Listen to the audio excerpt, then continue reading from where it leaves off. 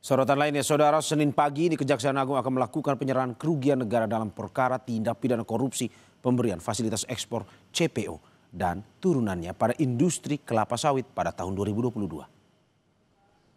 Rencananya Presiden Prabowo akan hadir pada pengembalian kerugian negara ini. Sebelumnya Kejaksaan Agung menyita uang 1,3 triliun rupiah dalam kasus dugaan korupsi korporasi ekspor crude palm oil CPO atau bahan baku minyak goreng. Uang itu berasal dari terdakwa korporasi.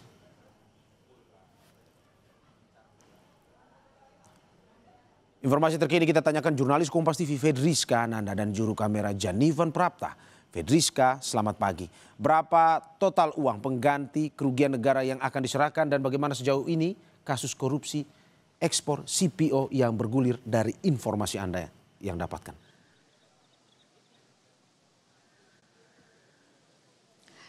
Ya, Mario, sebetulnya kasus ini sudah bergulir dari tahun 2021 hingga tahun 2022, di mana setidaknya Kejaksaan Agung ini sudah memeriksa beberapa tersangka yang saat ini juga kasusnya masih bergulir di pengadilan negeri.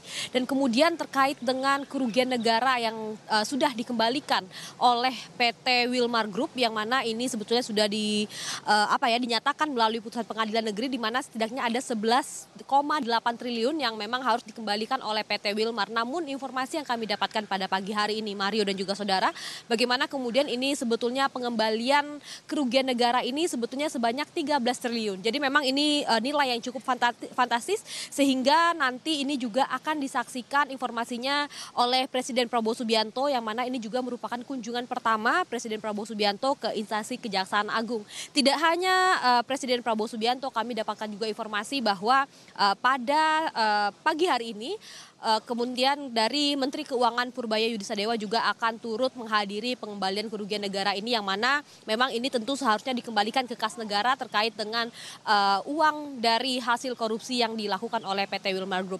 Setidaknya memang kasus ini sudah berjalan, dari Kejaksaan Agung juga sudah menetapkan beberapa klaster tersangka, baik dari klaster korporasi juga adapun dari klaster advokat. Jadi memang kasus ini masih bergulir di Kejaksaan Agung dan juga beberapa sudah menjalani persidangan di pengadilan negeri. Ya, Fedriska, dengan kedatangan Presiden Prabowo Subianto, bagaimana kondisi situasi di sana? Apakah memang ada pengamanan khusus yang dilakukan atau bagaimana dari pantauan Anda?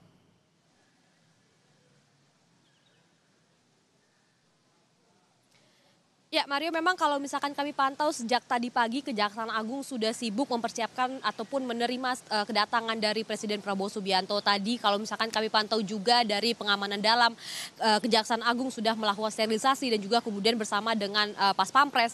Dan kemudian saat ini tempat akan dilaksananya konferensi pers nanti pada pukul 11, informasinya kami dapatkan sudah disterilisasi. Jadi memang tampaknya Presiden Prabowo ini akan datang begitu. Namun memang terkait dengan apakah nanti akan benar-benar datang, tentu kami akan terus berikan update informasi kepada Anda. Tadi sempat saya singgung juga, tidak hanya Presiden Prabowo Subianto, karena ini terkait dengan pengembalian kerugian negara, tentu Menteri Keuangan Purbaya Yudisadewa juga akan hadir pada siang hari ini, Mario. Oke, terima kasih Fedriska Ananda dan juru kamera Janivan Prapta atas laporannya.